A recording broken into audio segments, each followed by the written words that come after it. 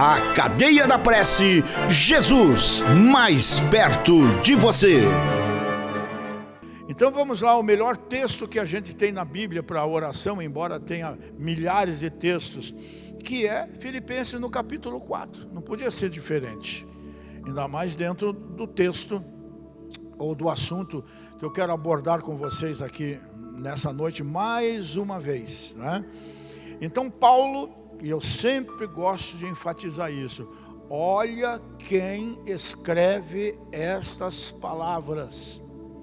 Um homem sofrido, perseguido, judiado, preso injustamente, a ficha dele no DOPS era enorme, não é? Um homem que sofreu muito por Cristo. E no entanto, nós só encontramos nele palavras escritas em prisões, nos momentos mais difíceis, palavras que ele ditou, e Lucas principalmente, e outros escreveram para ele, cartas, né? E ele não deixa a bola cair, como se diz, ele não desanima, ele confia em Deus em toda e qualquer circunstância. E essa é a ideia, passar para você isso: confie em Deus, mas não pare de orar, não deixe de orar, deixe de beber água, deixe de comer, mas não deixe de orar. Então a partir do verso 7 diz assim: alegrai-vos sempre no Senhor. Outra vez digo, alegrai-vos. Seja o vosso equilíbrio notado por todos os homens, porque perto está Jesus de voltar. Não estejais inquietos, ansiosos por coisa alguma, antes os vossos pedidos sejam em tudo conhecidos diante de Deus pela oração e súplicas com ação de graças, ou seja, adoração. E então a paz de Deus, que excede todo o entendimento, guardará os vossos corações e os vossos sentimentos em Cristo Jesus. Amém? Cada vez que eu vejo esses documentários maravilhosos de aves, de animais e tudo mais, e a gente vê o que pouco que resta das matas, das florestas ainda fechadas, virgens, que você caminha entre as árvores, é aquela paz, é aquele sossego, é aquele oxigênio puro que você respira. Cada vez que eu vejo essas coisas, eu penso comigo, é aí que eu devia estar vivendo. Não estou dizendo fora da comunidade, né? Eu estou dizendo vivendo em paz, porque esse tipo de coisa traz paz. Esse tipo de ambiente é uma coisa maravilhosa para qualquer um. Eu prefiro 1000 vezes ir para o mato do que ir para a praia, porque na praia não dá tempo nem de pensar. No mato você tem tempo para fazer a coisa mais importante na vida de uma pessoa, que é pensar. Silêncio, que a gente não tem mais. A Marisa tem esse problema, ela vai para o sítio comigo, ela fica desesperada quando a gente dorme lá. De noite aquele sossego, você não ouve nem pio de coruja, né? De manhã o sol começa a aparecer, é vaca mugindo, é galinha de Angola fazendo bagunça e assim por diante. Isso é maravilhoso. No entanto, as pessoas não conhecem mais esse sentido. Por quê? Porque nós estamos extremamente assoberbados por um mundo em rebuliço. Está aí o maluco lá da Rússia, associado a outro mais maluco ainda da China, estão aí juntinhos aí querendo provocar uma terceira guerra mundial, esquecendo que os primeiros que vão para a fita são eles mesmos. Mas não tem mais valor a vida, não há mais respeito por nada, não é? Então nós vivemos no meio desse tiroteio todo. O mundo hoje é um barril de pólvora, e nós estamos sentados em cima desse barril de pólvora. Nós verdadeiramente, isso é indiscutível, nós já estamos vivendo a fase final da vida nessa terra e o princípio do Apocalipse. O princípio das dores já está muito próximo, porque os sinais que a natureza está mostrando são aterradores. Gente, acompanhe as notícias. Menos 60 graus lá na Noruega, menos 40 graus no Canadá. 8 bilhões de habitantes na Terra que bebem água todo dia, necessitam de água todo dia. Mas o que esses 8 bilhões de pessoas podem tomar de água por dia? A maioria toma um copo d'água, que é nada.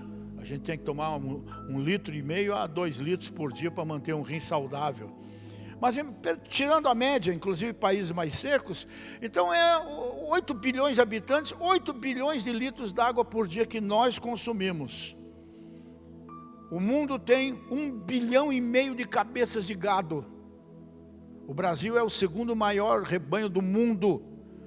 E essas vacas todas aí tomam 100 vezes mais água do que nós tomamos todo dia. Onde é que nós vamos achar água se a própria Amazônia está se desmanchando lá, né? Virou lugar para gado e para assalto.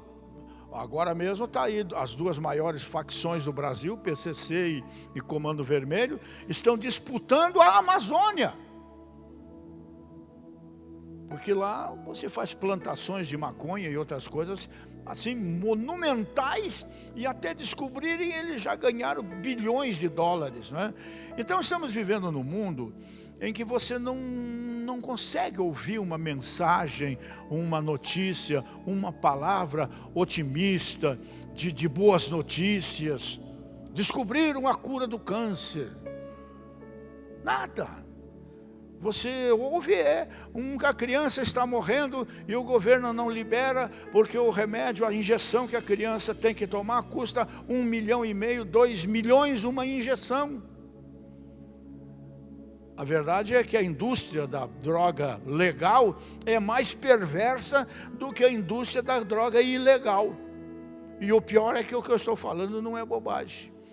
Então, no meio desse tiroteio todo, vai introjetando em nós preocupação, medo. Como é que vai ser o meu amanhã? Como é que vai ser a vida dos meus filhos? Como é que vai ser a vida dos meus netos? Quem é que não pensa nisso? Não é? Diante de um país como nós vivemos, quem trabalha a vida inteira, aí se aposenta aí com R$1.500 por mês. Se fumar não dá nem para o cigarro. Não é? Então, tudo é motivo, queira ou não queira, é uma somatória. Estou falando essas coisas para você entender o que eu quero dizer, né? Tudo isso é uma somatória, e nós não fomos preparados para isso, por Deus inclusive. Deus nos colocou num paraíso, e nós destruímos o paraíso dele. E como tudo que a gente planta, a gente acaba colhendo, e quase sempre o dobro ou o triplo, estamos pagando o preço. Mas nós somos o povo de Deus, porque nós vivemos de uma certa maneira nesse mundo de trevas, mas já não somos mais desse mundo. No capítulo 17 da carta, do Evangelho segundo João, você vai ler a oração intercessória de Jesus, que é por você. Leia, medite, para que você tenha paz no meio desse tiroteio. Mas você, primeiro de tudo, tem que entender o princípio que Paulo nos fala aqui. Para ter paz, a paz de Deus, que nos traz o sono tranquilo, uma vida equilibrada e tudo mais, primeiro nós temos que ter paz com Deus. Não tem dois caminhos, né? Então as coisas vão acontecendo, como a gente tem visto aí. O que está morrendo de gente infartada, o que tem de gente chamando Jesus de Genésio aí, não é brincadeira. Está todo mundo desequilibrado. E a ação do inimigo, ela se faz sentir através justamente desse processo de ansiedade. Começa com o estresse, passa pela ansiedade, chega na depressão e depois na síndrome do pânico e acaba ou em asilo ou em cemitério. E todo mundo sofrendo junto.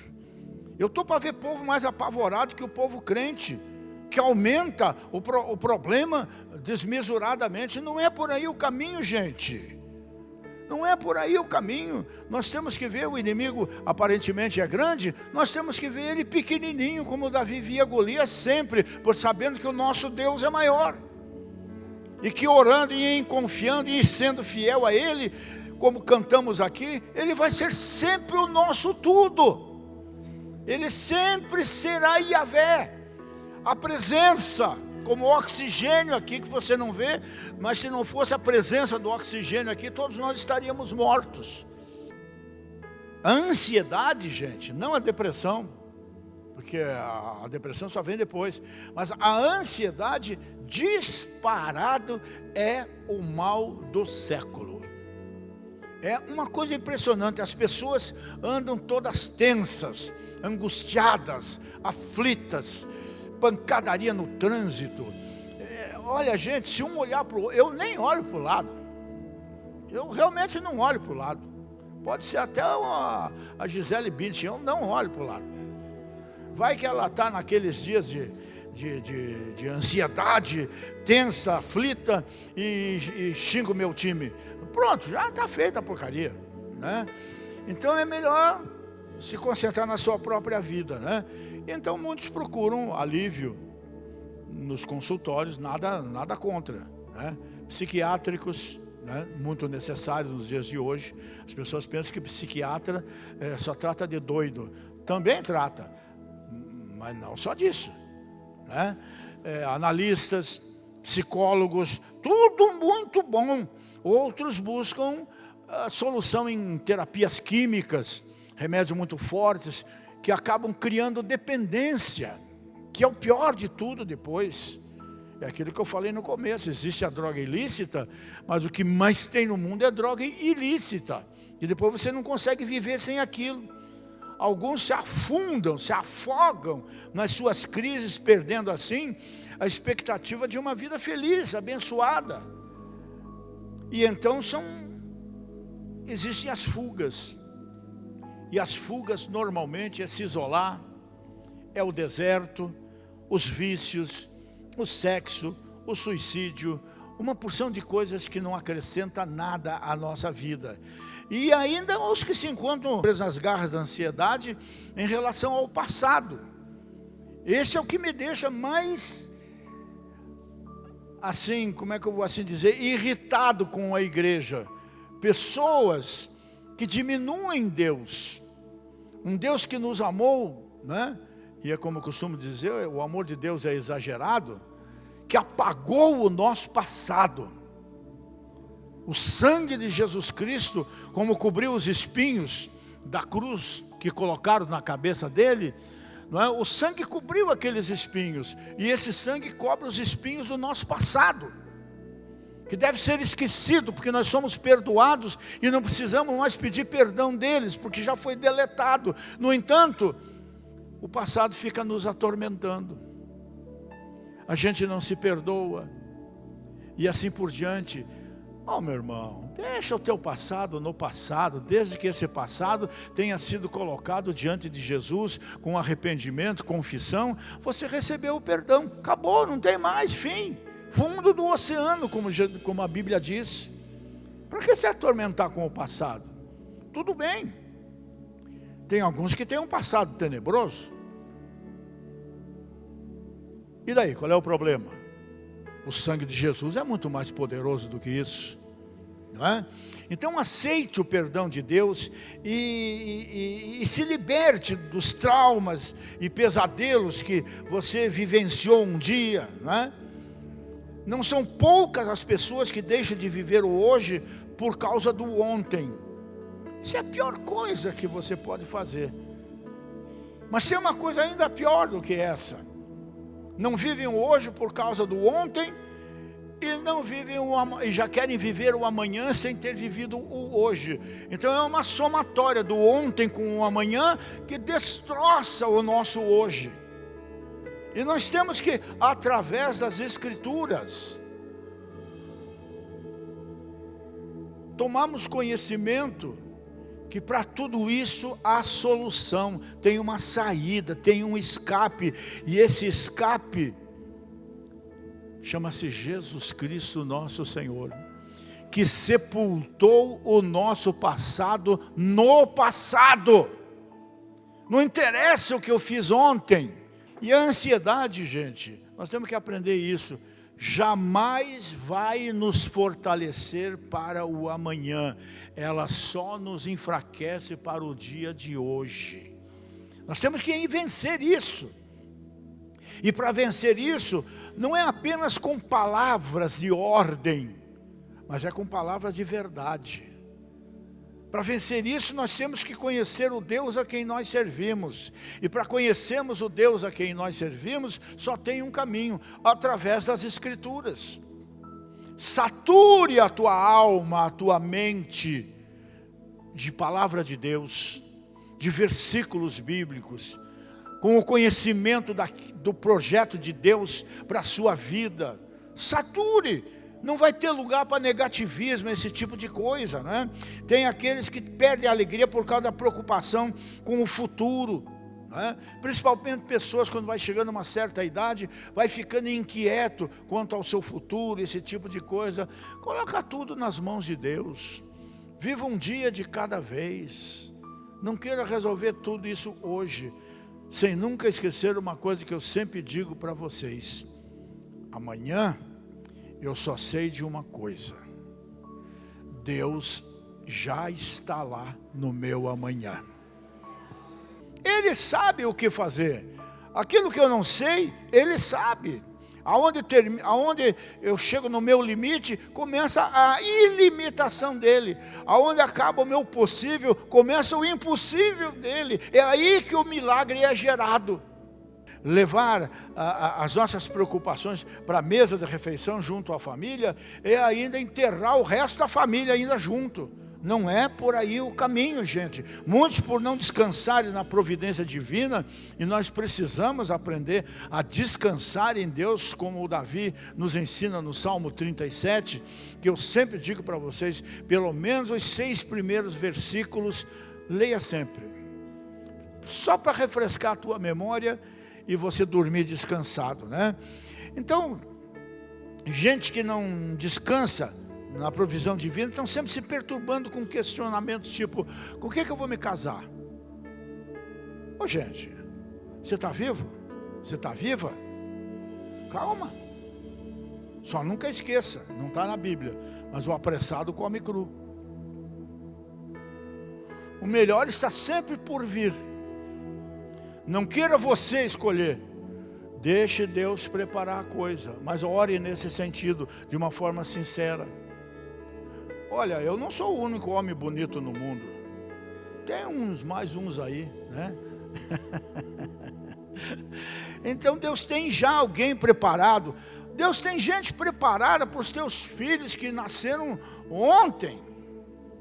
Para os meus netos que estão com 5, 6, 7 anos e bisnetos. Deus já tem alguém preparado para eles. Por quê? Porque eu tenho orado nesse sentido.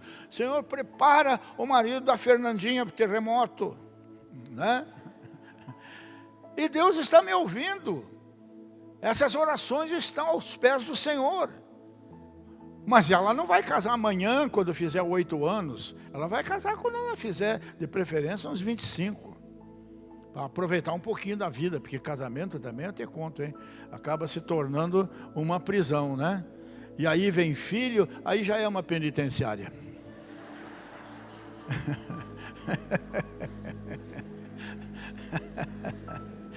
Ai, meu Deus. Gente, e se eu ficar doente? E se eu perder o emprego? E se o meu marido ou a minha esposa me abandonarem? Gente, a ansiedade é o fim da fé. Temos que tomar cuidado com isso e sermos felizes, né? E o começo da verdadeira fé é o fim da ansiedade. É colocar tudo nas mãos de Deus. Mas quando eu digo colocar tudo nas mãos de Deus, é colocar nas mãos de Deus, virar as costas e não ter nem saudade nem vontade de pegar de novo. É colocar ali nas mãos de Deus. Senhor, estou descansando no Senhor, porque estou entregando tudo nas tuas mãos, na certeza de que tudo o Senhor vai fazer em meu favor, por uma razão muito simples: eu sou teu filho.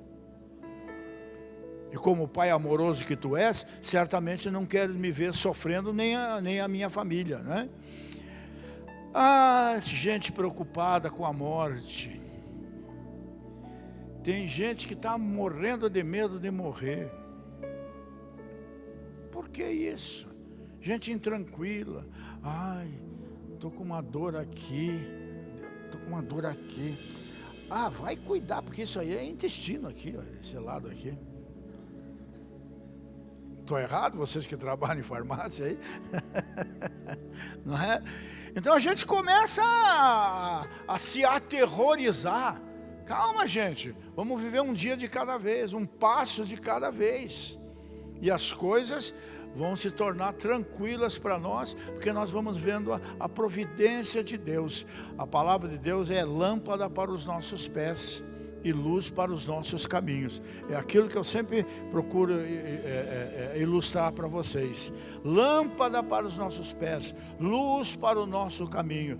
Não fala que é um farol de milha, não fala que é lâmpada de LED, diz que é lâmpada.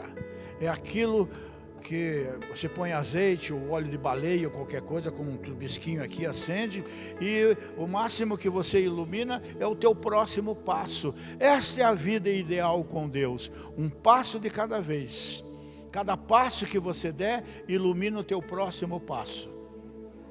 Assim que funciona. Mantenha-se nessa luz que é a palavra de Deus e não tema pelo amanhã. Não tema pelo que tem pela frente, porque Deus vai iluminar passo a passo a tua caminhada nesta vida, e você vai andar realmente em segurança, né? Então, gente, agora que eu ia começar a mensagem, porque olhando para o texto que nós tomamos nessa noite como referência, eu vejo o apóstolo Paulo oferecendo nas suas palavras, nos seus ensinamentos, na sua vivência com Deus, que não foi fácil, oferecendo um tratamento de verdade contra a ansiedade. E aqui no texto, a primeira coisa que ele disse é que nós devemos orar corretamente. Sempre falo isso para vocês. Tem gente que vem aqui na frente e diz: pastor, ora por mim. Se não disser pelo quê, eu não oro.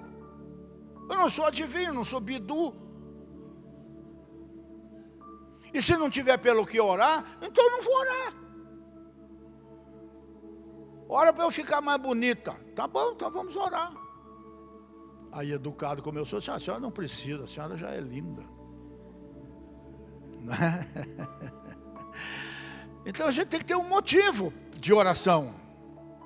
E outra coisa que nós temos que aprender é o seguinte, como eu costumo dizer, o nosso Deus não é Deus banda larga, que você pede agora, acontece daqui 5 segundos. Não, tudo tem seu tempo, porque a resposta de Deus é uma maneira de Ele nos educar, nos tornar melhores, como diz o texto, nos tornar pacientes, principalmente na tribulação.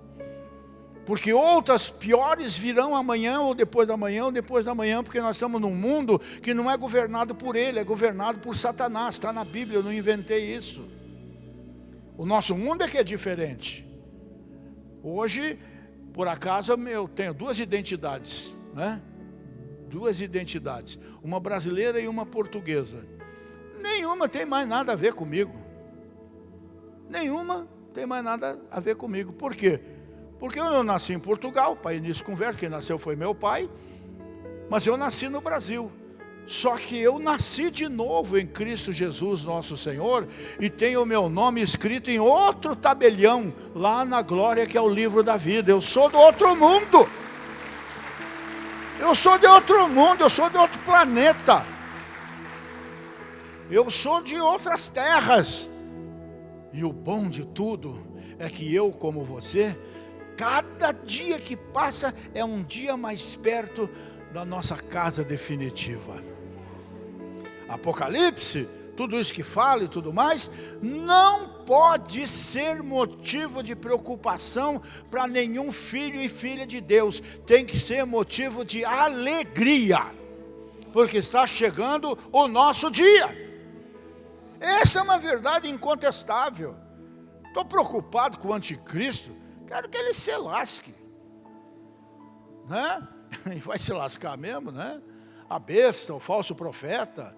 Besta a gente já está acostumado, porque o que tem de besta em Brasília é uma grandeza, né? Então, gente, vamos nos alegrar na esperança, vamos nos alegrar no fato de cada dia que passa, nós estamos, é como viajar, somente viagem longa. Você vai daqui, sabe Deus para onde, vai daqui para o Ceará, 2.500 quilômetros. Cada estado que você passa, cada cidade que você passa, você sabe que você está chegando mais perto. Vai se aliviando, vai se alegrando. E isso deveria ser o nosso tipo de procedimento em Cristo Jesus, nosso Senhor, né? Então temos que aprender a orar corretamente. Temos que aprender a pensar corretamente. Temos que aprender a agir corretamente. E esses pontos todos outros, nós falamos num outro culto. Porque está na hora da gente gastar pelo menos 15 minutos de oração. Mas eu quero, nessa noite, antes de tudo, tem pedido de oração aqui, gente hospitalizada e tal, tem pedidos ali, tem milhares de pedidos aqui nas urnas de oração. É bom que você saiba, se você tem lutas, se você tem gente doente e assim por diante, está tudo aqui. Para o pessoal da igreja orar na intercessão, né? Nós temos o pastor Gabriel e o Ariel e um grupo de pessoas, e também as mulheres, outro grupo, que intercedem, que oram, que tem reuniões de intercessão. Se você quiser participar, dos homens é sexta-feira de noite, das mulheres eu não sei. Domingo à noite, é isso?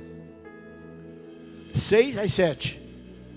6 às 7, irmãs da igreja que quiserem vir orar uma hora por intercessão, pela pátria, pela igreja, pela família, por si mesmo, por mim, para que Deus me deixe mais bonito, coisa assim, né? Se quer um pastor melhor na igreja, ore a Deus que Ele pode me fazer melhor. Vai que eu me converto, né?